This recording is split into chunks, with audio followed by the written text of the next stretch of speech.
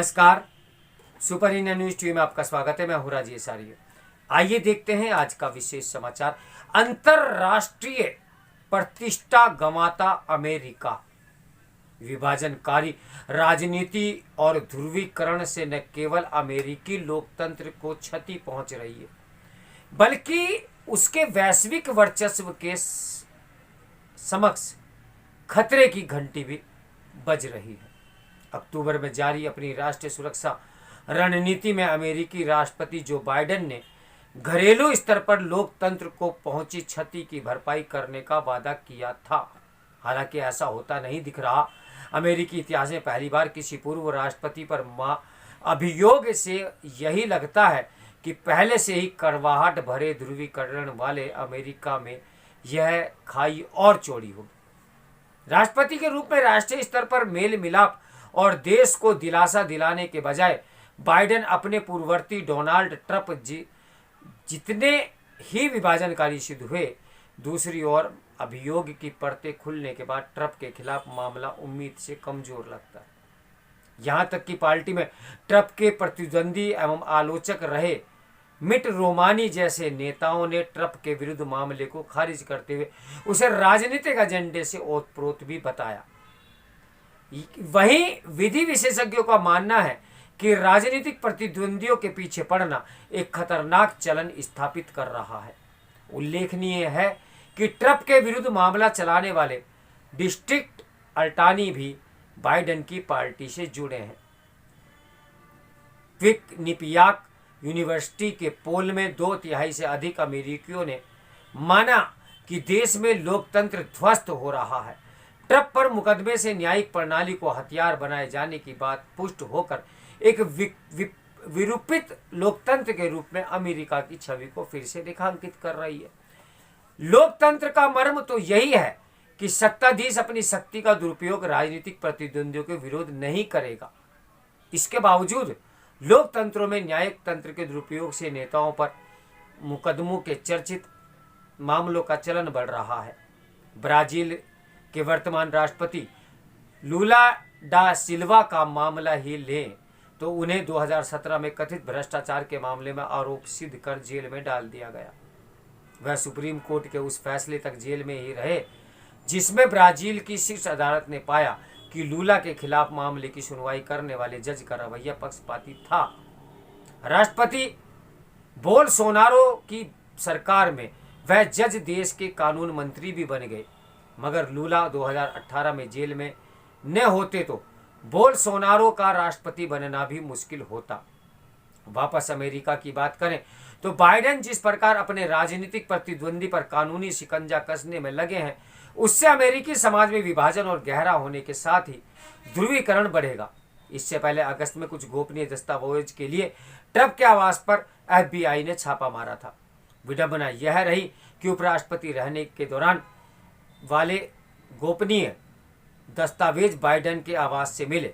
बड़बोलापन भले ही ट्रंप की पहचान रही है, पर यह भी सच है कि राष्ट्रीय सुरक्षा और विदेश नीति को लेकर उनकी ईमानदारी और बेबाकी ने उन्हें डीप स्टेट का निशाना बना दिया। रूस के साथ मिलीभगत और महाभियोग के 2 असफल प्रयास इसी के परिणाम रहे। इसमें कोई संदेह नहीं कि दुनिया भर में लोकतांत्रिक नैतिकता और मूल्य भारी दबाव में है।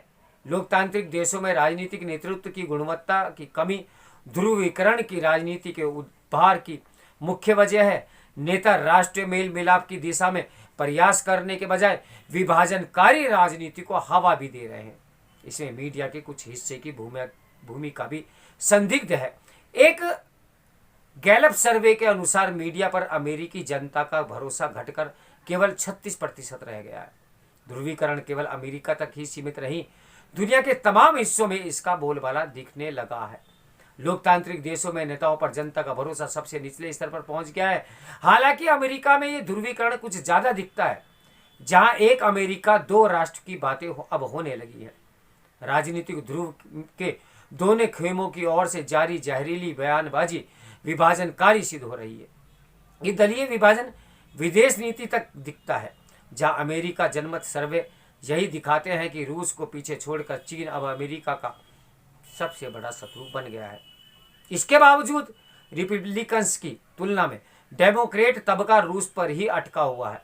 इसका असर असल नीति पर भी दिखता है। जहां बाइडेन वैश्विक विस्तारवादी चीन के बजाय कमजोर होते रूस पर अधिक ध्यान केंद्रित किए हुए है, अमेरिका की विभाजित राजनीति में गिरावट का नित नया स्तर देखने को भी मिल रहा है। इससे राष्ट्रीय विमर्श भी विषैला हो रहा है। अमेरिका की अंतर्राष्ट्रीय प्रतिष्ठा भी प्रभावित हो रही है। इसकी वजह से चीन जैसे तानाशाह देश भी अमेरिका को मानवाधिकार और लोकतंत्र जैसे मुद्दे पर उपदेश देने लग गए हैं। अपने दरकते लोकतंत्र को संभालने के बजाय अमेरिका अपने हितों की पूर्ति के लिए रूस, म्यांमार और ईरान पर तमाम देशों के सत्ता परिवर्तन कराने के मकसद में जुटा हुआ है। वह भारत सहित तमाम देशों को मानवाधिकारों की बिगड़ती स्थिति पर भाषण देता है, जबकि अमेरिका में हर साल पुलिस 1000 से अधिक लोगों को मार देती है। पुलिस द्वारा अश्वैतों की पिटाई और हत्या के मामले वहां लगातार बढ़ रहे हैं। कड़वी सच्चाई तो यही है कि विभाजनकारी राजनीति और ध्रुवीकरण ने केवल अमेरिकी लोकतंत्र को क्षति पहुंचा रहा है, बल्कि उससे उसके वैश्विक वर्चस्व के समक्ष भी खतरे की घंटी अब बजने लगी है। अपेक्षाकृत रूप से घट रही अपनी शक्ति को देखते हुए अमेरिका को ऐसे भविष्य दृष्टा एवं ऊर्जावान राष्ट्रपति की आवश्यकता है जो देश में लगातार बढ़ रहे विभाजन को घटा सके। पिछले साल हुए एक सर्वे में करीब 2/3 अमेरिकियों ने माना कि जो बाइडेन के नेतृत्व में अमेरिका गलत राह पर जा रहा है। इस परिदृश्य में ट्रंप के विरुद्ध कानूनी अभियोग अमेरिका के लिए भारी पड़ने वाला है, जिससे कानूनी एवं लोकतांत्रिक स्थिति और खराब होगी। असल में चीन या रूस की तुलना में अमेरिका का सबसे बड़ा दुश्मन उसके भीतर ही तो है। उसके लिए आवश्यक है कि वह विभाजनकारी राजनीति और ध्रुवीकरण से बाहर निकले ताकि समाज में व्याप्त खाइयों को भरा जा सके। ये एक जो है अंतर्राष्ट्रीय कूटनीति का हिस्सा है, जिससे भारत को भी सावधान रहना चाहिए। तो मेरे साथ बने रहे सुपर इंडिया न्यूज टीवी के ब्रेकिंग न्यूज के लिए। नमस्कार, मैं हूं राजेश आर्य।